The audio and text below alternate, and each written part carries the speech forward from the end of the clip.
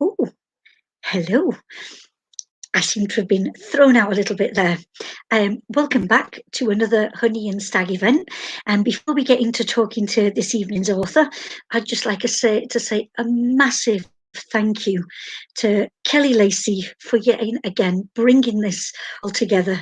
Just amazing to get the show on the road and keep us moving with things. That's wonderful. And also a shout out to May, who is looking after the chat tonight. So please have questions for our author this evening. Please don't hesitate to put those in and comments, and we can enjoy those with you as well. So tonight's event is to celebrate probably for what most authors is one of the most exciting points in their writing process. It's publication day, and it wasn't that long ago since this author's latest book came out, and we want to celebrate that publication. So without further ado, I would like to welcome Michael Wood into the studio. Hello. Hello, Michael. How are you this evening? Hello, I'm very well, thank you. Jackie, yourself? Doing very good. All the better for being in a conversation with a fabulous author like yourself. Oh, thank you. Thank you very Yeah, much. no, honestly, it makes all that we're going through, can just push it aside, and we can have a lovely chat, and enjoy all the goodness to be found in crime fiction. Yeah, oh, So, I'm always happy to chat about books. good man. So, as I was saying just in the introduction, it is so wonderful to be able to celebrate with you the publication of your latest DCI Matilda Dark novel in that series. Time is running out. Yeah. Published on the 26th of February, just now, Yeah. by One More Chapter. And I wonder if we could start off, if you don't mind, because if we have anybody watching who isn't familiar with your series, and I hope they will become so, I wonder, would you start off by introducing us to Matilda? Yeah.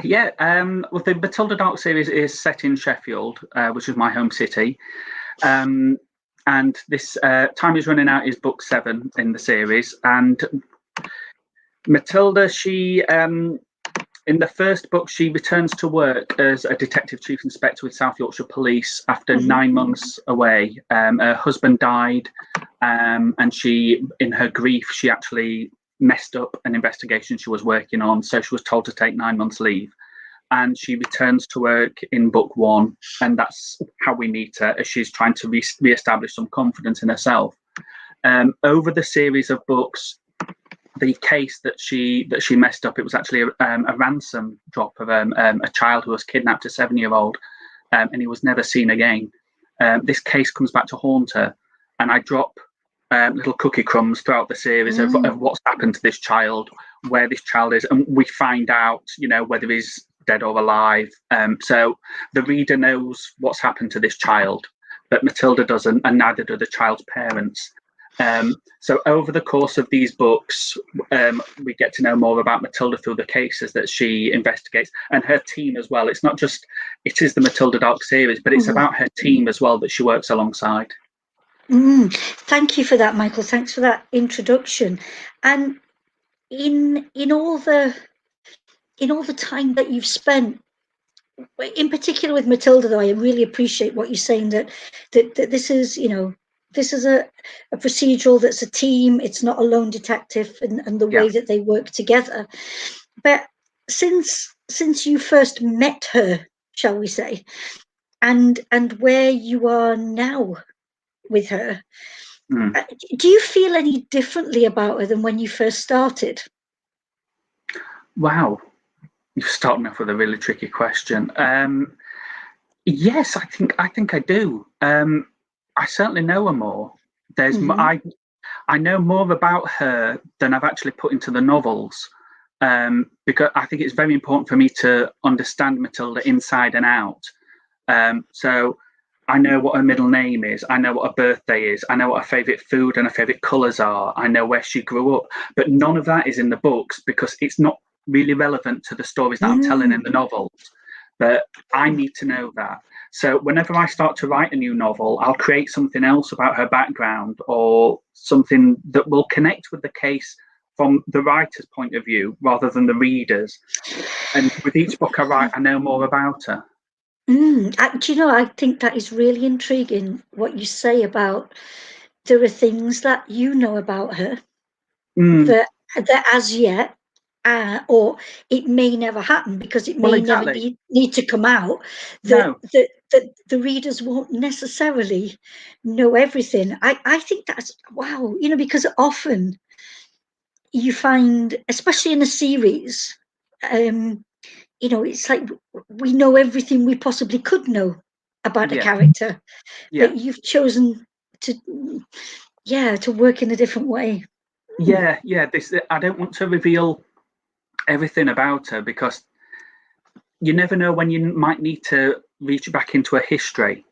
And if I do, and I've not mentioned something before, you know, it's a bit like retconning. You know, your reader's going to feel a bit cheated if all of a sudden it turns out she had a son that wasn't mentioned before. And it's like, well, hang on a minute, where's this son come from? We've never mentioned, you know, she's only been married once. Exactly. So I don't want to cheat my readers, but if I know there's something in her past, I can refer to it a little bit, not cheat people. I don't like being cheated myself. So. Wonderful.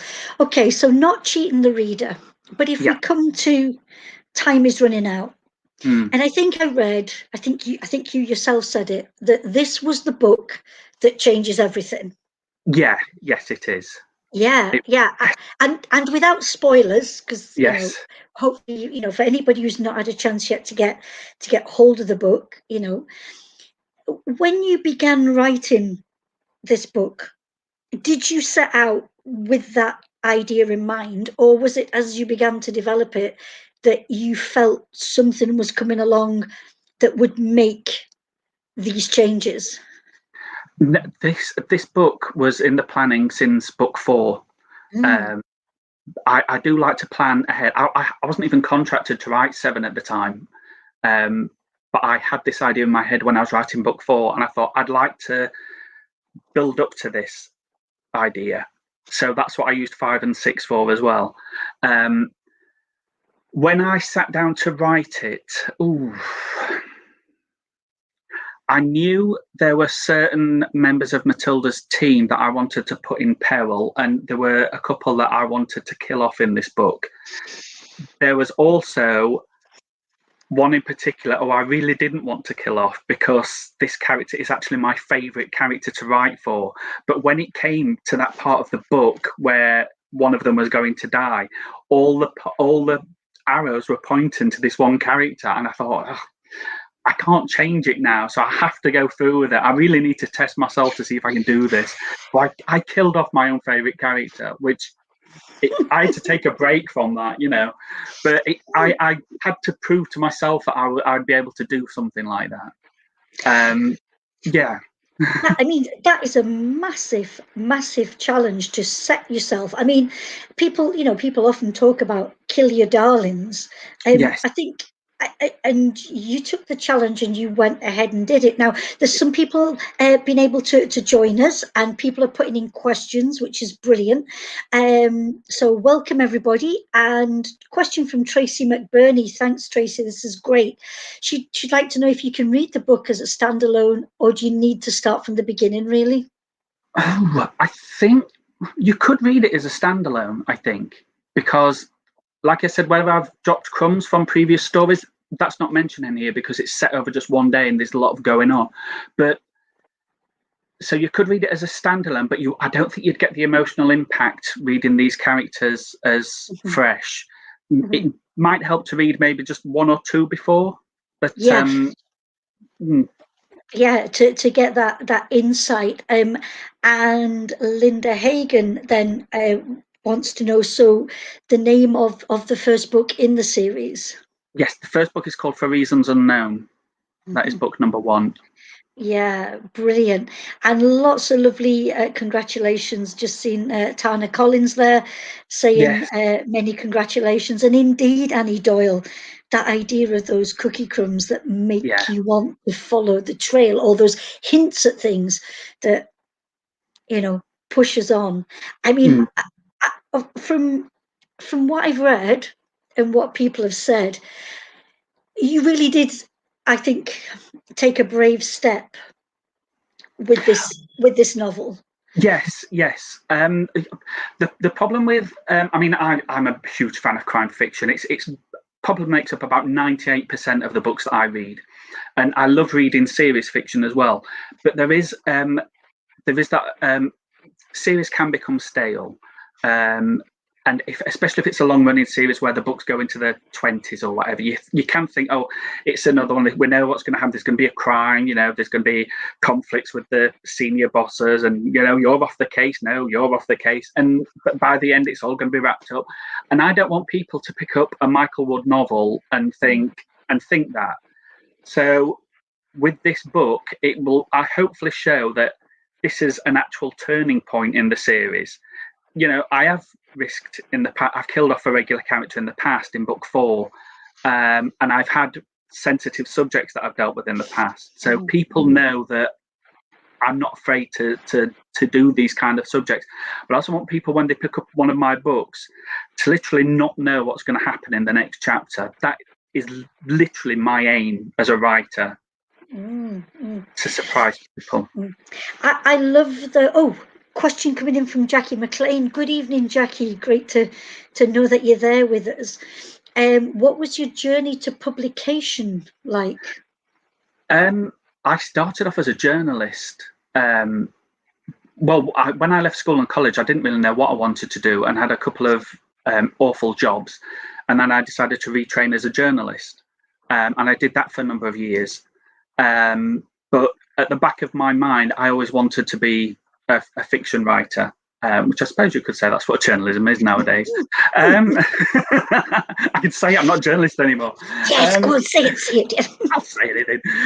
But yeah, I started as a journalist, but I always wanted to be a novelist, to be a novel writer. So I just kept sending manuscripts out. For Reasons Unknown was the first novel published, but it was probably the 5th novel I wrote. The previous 4 were rejected. The first 2, looking back, were awful, and I shouldn't have even sent them out.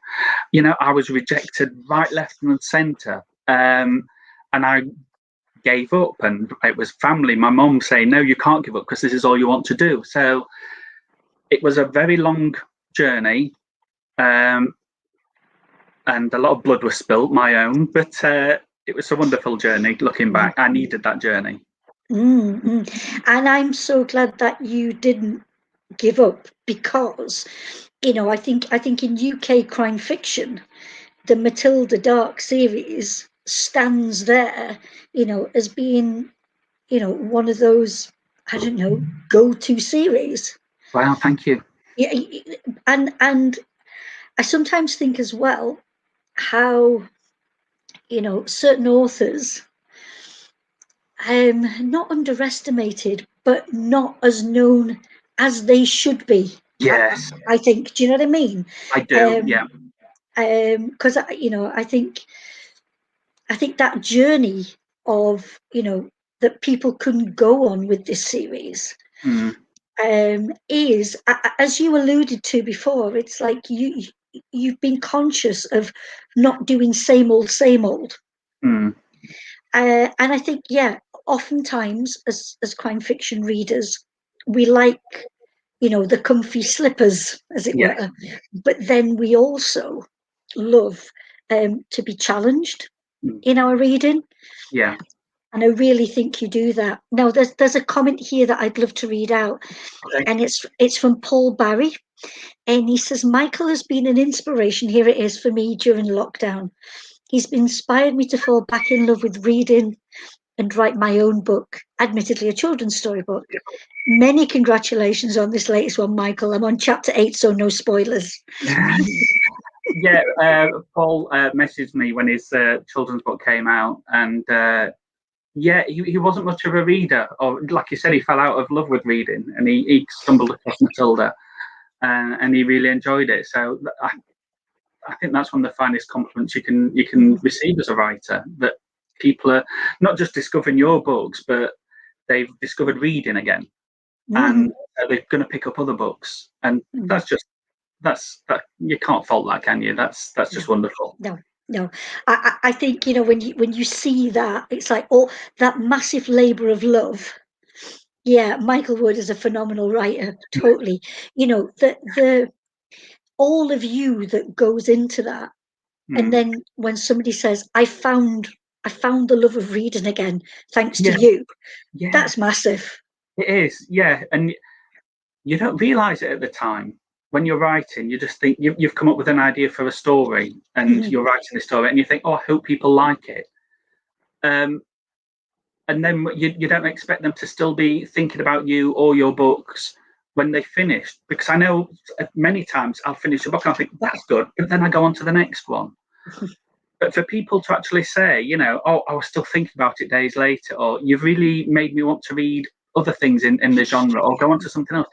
It is wonderful. It's a wonderful feeling. It is, and look at this. You know, that lovely comment from Annette Thomas. Michael is a breath of fresh air with his writing. And David Freeland, it's beautiful. So many, great question, David.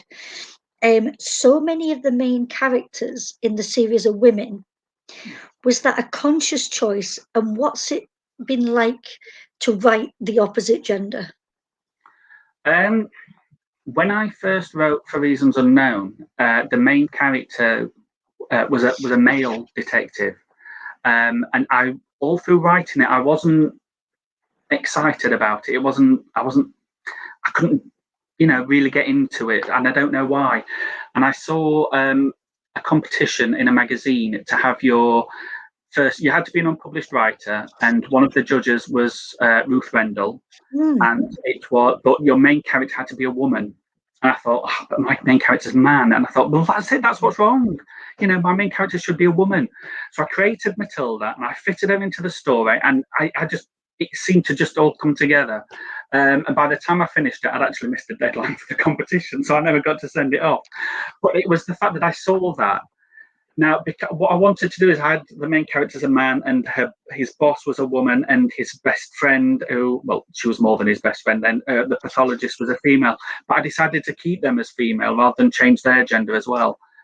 So the fact that so many of the higher up in the hierarchy are women, it wasn't purposeful, but I liked it, so I kept it. And I actually, I prefer writing the scenes that have the women in it. Matilda's best friend, Adele, is a wonderful character to write. She's one of them where as soon as I put her into a scene, I know what dialogue is going to come out of her mouth, and she's just a joy to write. And it's the same with Sian. Everybody loves Sian. Everybody loves Sian because she's got the snack drawer with all the chocolate bars in her desk. And I don't know why I love. I don't know. I can't really answer that question. It is a good one. It is, but you know what? But in the way you're responding to this makes me feel that really it's what comes out from your pen or your fingers. What works best? You know, yeah. And if for you it's those female characters. Yeah, I can put a lot of feeling and emotion into a female character, and I was brought up by my mum, she's a very strong, independent Yorkshire woman. So I think I've taken little bits of her and put them into Matilda and Adele and Sian and Val, and so I know how a strong woman's going to, when she gets knocked back, how she's going to hopefully try and get out of it and show that she's still a strong woman. Whereas I don't really know how a man will cope with some of the things I throw at my main characters. I'm not sure how they would. Maybe that's a challenge for you another time. I just want to pull on another comment here from Sharon Bairden, and she says that Michael pulls out every emotion for me, and time is running out. broke me in a good way. Yeah, I've been told a lot of people are crying at time he's running out, and I do apologise. It wasn't my intention to make anybody cry. The fact that I have, shares in Kleenex, I've got nothing to do with it. No, no, I wish I had now. No, I do. I want people to. I mean, I love it when I read a book and I go, "Wow, oh my god, I can't believe that's happened." So that's what I want readers to do. And yeah, I do apologise for the tears. But Michael, I think there should be no apologies, because I think I like to see people cry.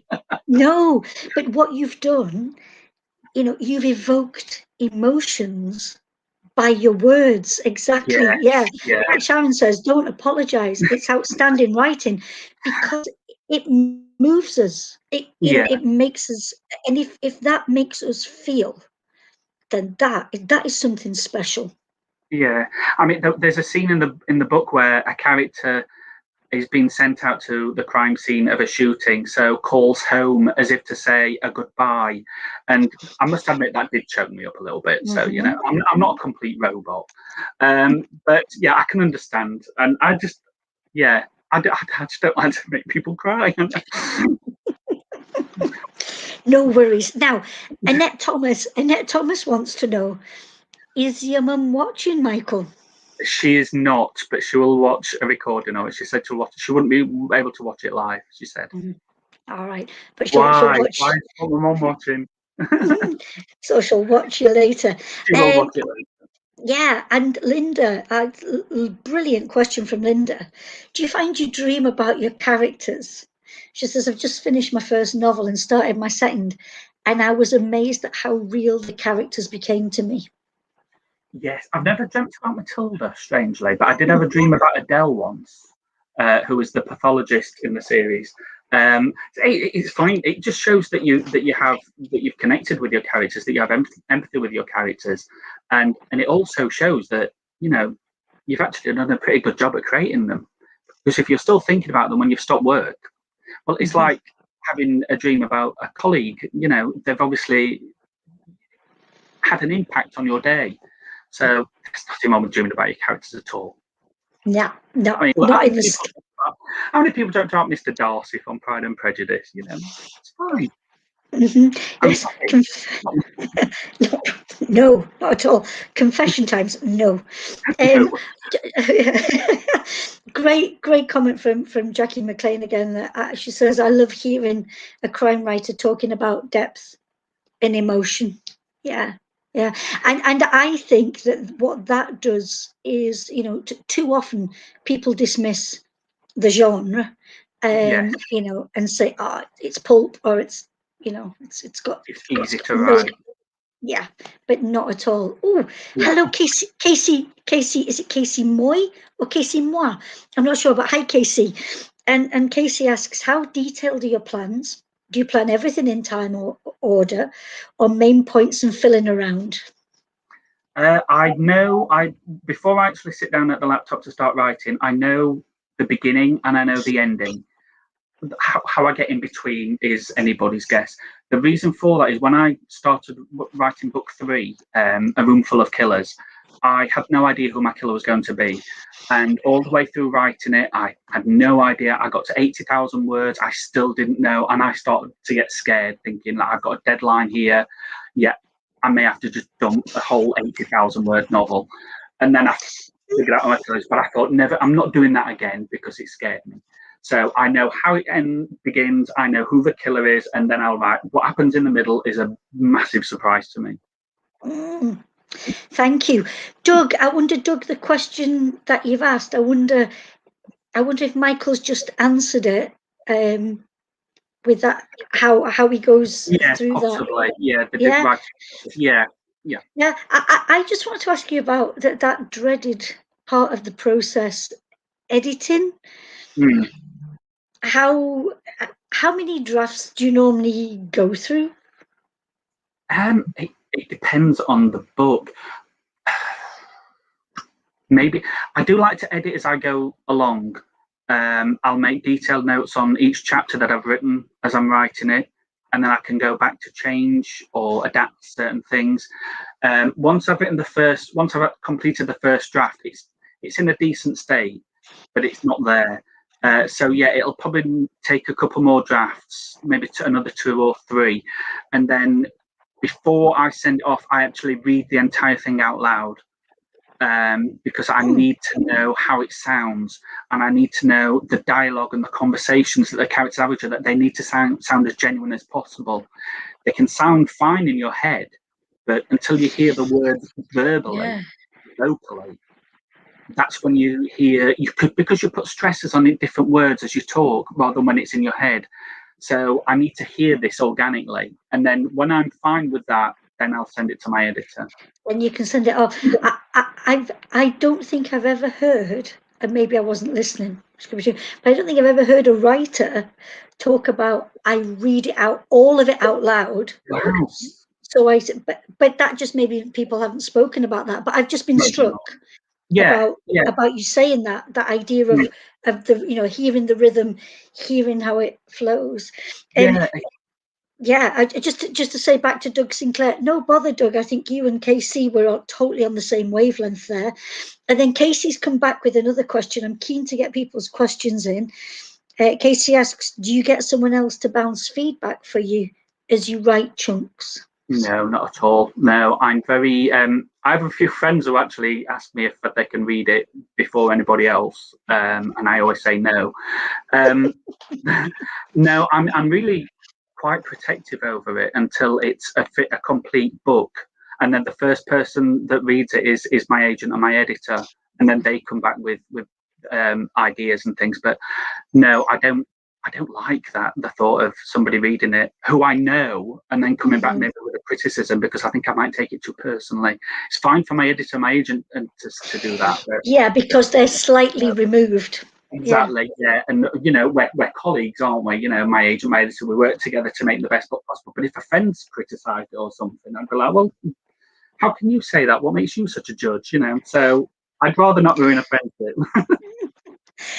And what you're saying again, Michael, brings us back to that thing of how everybody's process is particular to them, because somebody I interviewed recently, they said that they gave it to their wife first, that she was allowed the first viewings and the first comments and everything, because that felt safe. So I like how everybody finds their way forward.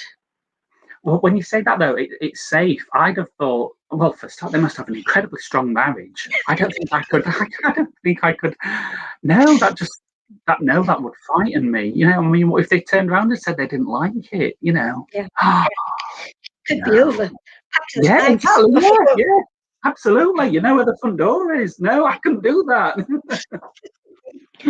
So now, to come back to this running out of time, or time is running out, and you haven't shied away from bringing to us here, and again, not saying too much in case people haven't read it, but you bring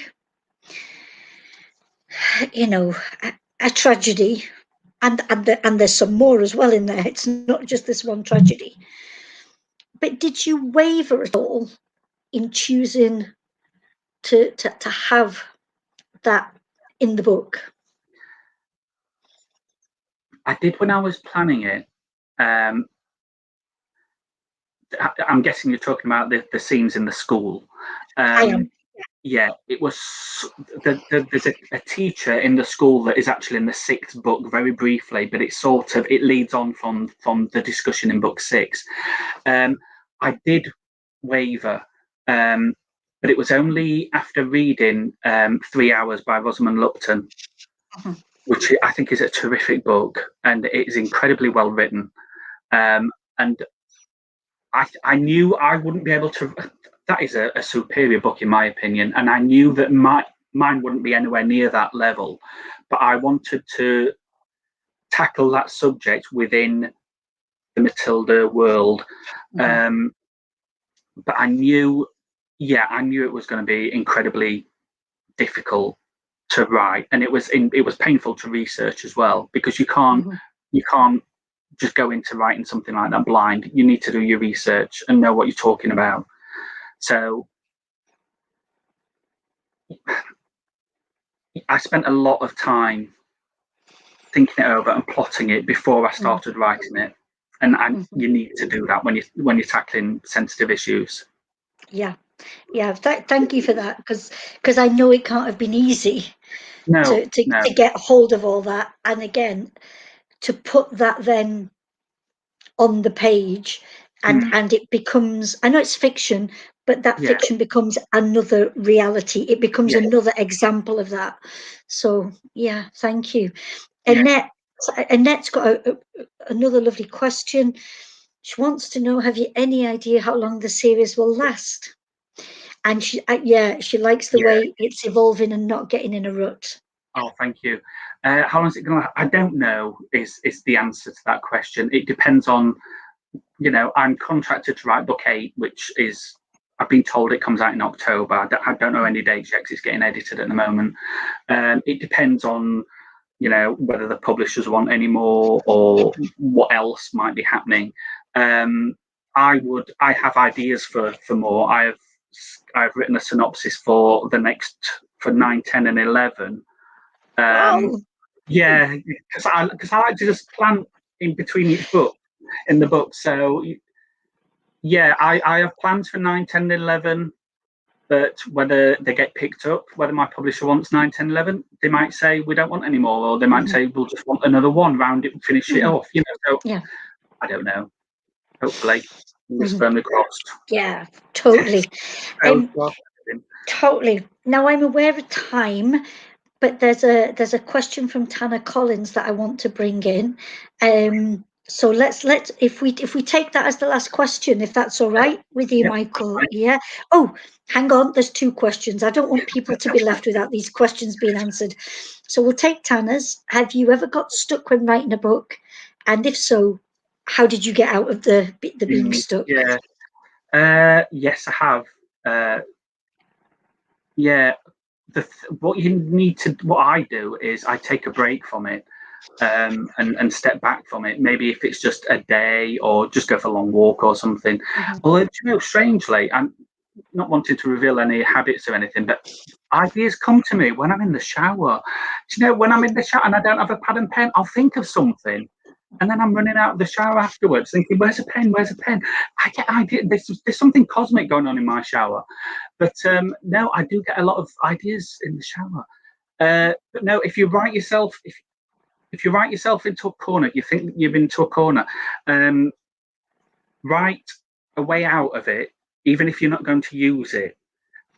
Because there's many times, writing for me, it's a full-time job, so I need to be at my desk every single day. But sometimes you don't feel like writing about somebody running around with a gun. If you're, depending on your frame of mind, you might want to write something a bit light-hearted or something. So many times I've written just a couple of 1,000-word chapter really quickly that I'd never use, of Matilda doing a car chase and driving off a cliff or something. But it's just, I've stepped back from what I'm doing and I've given myself a break. And then you realise you've been able to write yourself out of that hole that you're in. And that works for me anyway, may not work for everybody. Thank you for that advice. Matilda's died many times in my little fake chapters. If people only knew. Okay, Yeah, and the last lovely question from Jodie Whitfield. Thank you, Jodie. Would you write a standalone? I already have done. My first standalone psychological thriller was released last March as an Audible original. So it's only available on audiobook at the moment. They have it exclusively for a year, which is up now, so we can look for a traditional publisher. That was about a serial killer who wouldn't reveal his whereabouts of one of his victims, and his parents searched for this victim. And that was narrated by Joanne Froggatt, who did Downton Abbey, and Matthew Bourne from Gavin and Stacey, and they did a wonderful job. So if you're a fan of audiobooks, have a listen. Brilliant. Again, if for those of us that love your series, I think to get a flavour of other, of other, because it's it's a different topic, different characters, and just enjoy you in that. Michael, thank you so much for tonight. Thank you for being here. Thank you for your writing. All the very best with time is running out. Thank you. Yeah, and thank you to everybody who's joined us this evening for the questions. It's just been lovely to be together and share in this time. It's been nice to have a little bit of a community going on where we can talk about books. Totally. Totally. So once again, I want to thank Kelly Lacey for making all this possible, and for Meggie wrangling the questions in the background there. Thank you. And as Meggie says, if you want to get your copy, she's put the link there. Yeah, again, get a copy, and also make sure you get a pack of tissues. Yes, tissues, yes. Yeah. Maybe one of those mini whiskies for afterwards. Yes, definitely.